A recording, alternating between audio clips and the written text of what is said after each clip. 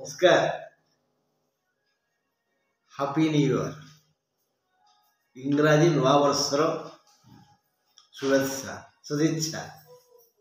ईश्वर कल्याण करंतु, नवग्रह दया करंतु, आपणकर सर्वांगीन मंगल हो। शास्त्रीय वाणी सर्वे भवन्तु सुखिनः, सर्वे सन्तु निरामयाः, सर्वे भद्राणि पश्यन्तु, मा कश्चित् दुःखभाग् भवेत्। केही दुःख लाभ न करन्तु, केही दुःख भोग न करन्तु। हाँ बंधु, ये शीत सकाळे थरी थरी चषा पुओ आउ खुशी रे बिलुक जाई पारुनी धान काटिबा पाई।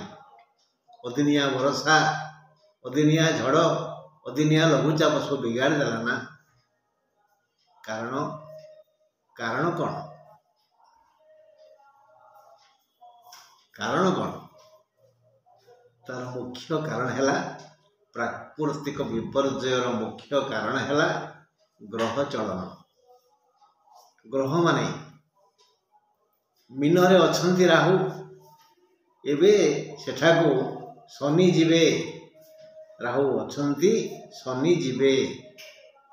दुई मंद ग्रह एकत्रित हेबे। दी जन दुष्ट यदि मिलित हुअन्ति ताहले से परिवेश, से संसार, से समाज आउ से स्थान जा हुए से हवा को जाउछि। या तार पूर्व लक्षण। बिना कारण रे अनेक दुख दुर्भाग माड़ी आसव। तेणु बहु दिन ज्ञानी माने कहिचंती बापा धर्म कर। बहु दिन भजु किना राम नाम रे गोविंद, जपु किना राम नाम। भजी न पारिले कूल चंद्रमारे, बांधी नेब काल जम। यही काल माने समय, यही समय जम रूप धारण करिवो। सम रूप नुह, सम तालबेर सम बोले शांति। से जम रूप आसीव, संहार करिवो जदि राम नाम न जपिबो। अर्थात राम र आ म बोले धरम करम। आमे प्रति मुहूर्त काय मन वाक्य यदि सुचिंता करिबा, सचिंता करिबा, सद्भावना करिबा, आम पाखु सम आसीव, जम नुह। किंतु आमे तो स्वागत करुଛୁ जमको। आ बड़द मते बिन। हाँ बंधु, मो कहया कथा मु कहली, मते मो गुरुजन कही। तुम यदि ग्रहण करिवो तमर भल, यदि मते गाड़ी दब कहब बुढ़ाटा फुले होउची, देखेई होउची, ज्ञान नाई मूर्खटा, वो शुणिबी कौन करिबी। किंतु हाथे मापी चाखंडे चाल, पर पाई जे गात खोले, से गातरे से आपे पड़ी थाए।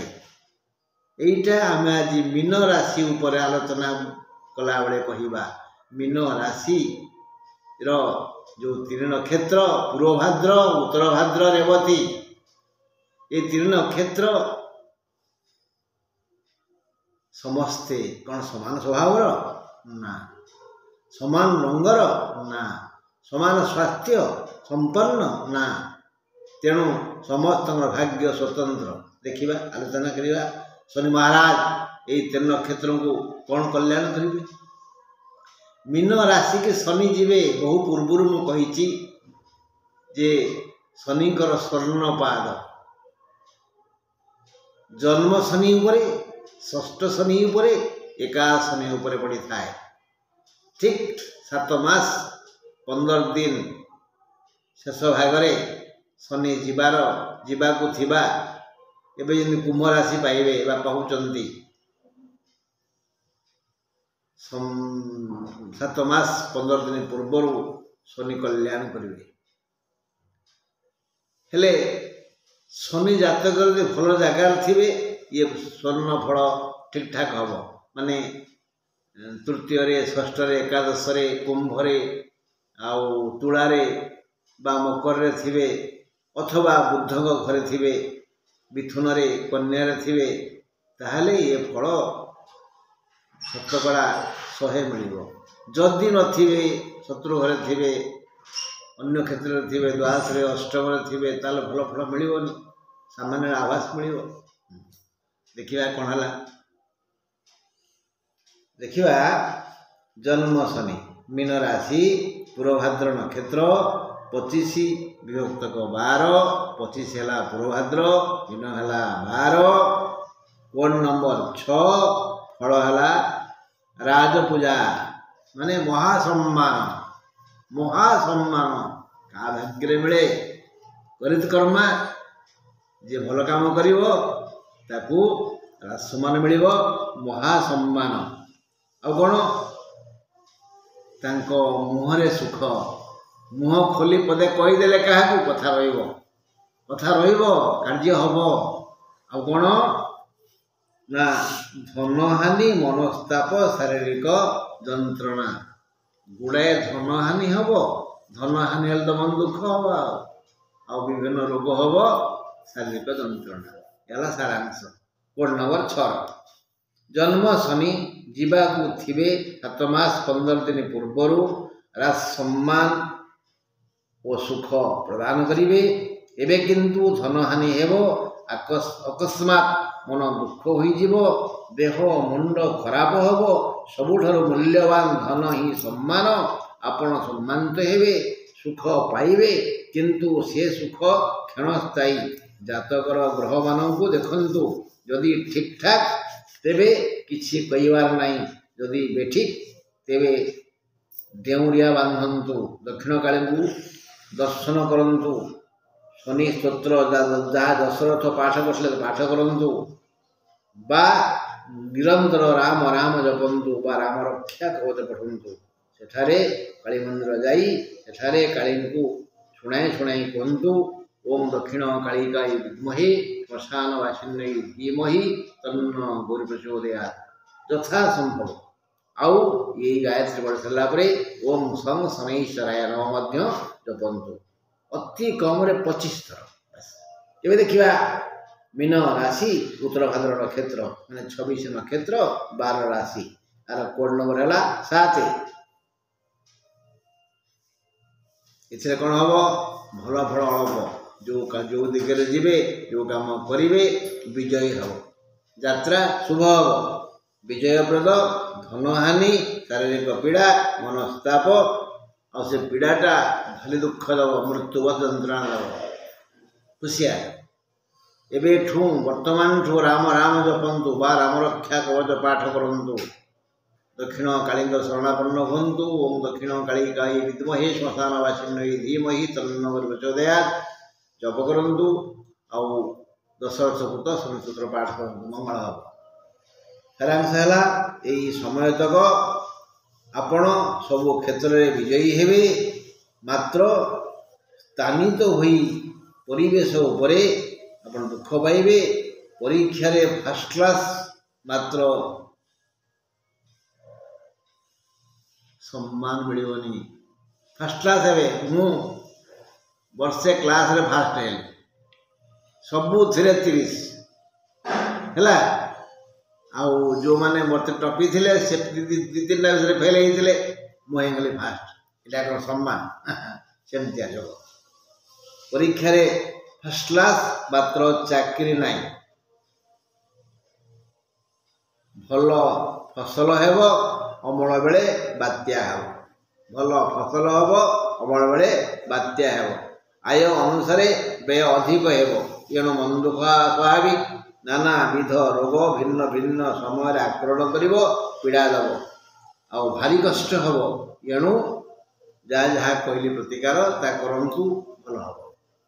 मीन राशि रेवती नक्षत्र नक्षत्र 27 राशि 12 यार फोन नंबर हूँ 0 तेणु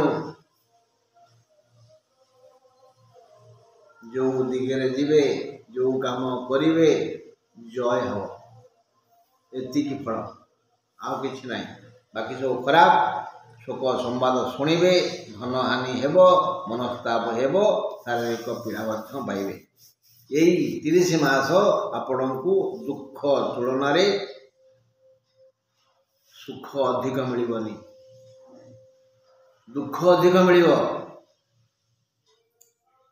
सुख कमिज शोक संवाद शुणी भांगी पड़े संचित धन सरीज मन को चिंता ग्रास कर चिंतारे देह खराब हो तेणु एबेठू राम राम राम राम राम राम शयने स्वपने जागरणे जप करंतु बा राम रक्षा कवचसूत्र पाठ करंतु जहाँ लिखिचंती विश्वामित्र शनि स्तोत्र पाठ करंतु जहाँ लिखिचंती गाइचंती दशरथ दक्षिण काली मंदिर को जातु माँ को मुंडिया मारंतु आंठेकरी पेटेकरी प्रणाम करंतु एवं सेठी जपंतु ओं दक्षिण काली गाई विद्महे श्मशान वासिन्यै धीमहि तन्नो प्रचोदयात् एठी 9 थर जपंतु तापरे जपि सारला परे ओं सं शनैश्चराय नमः ये मंत्र को 24 थर पाठ करंतु जदि पाखरे पैसा पत्र अछि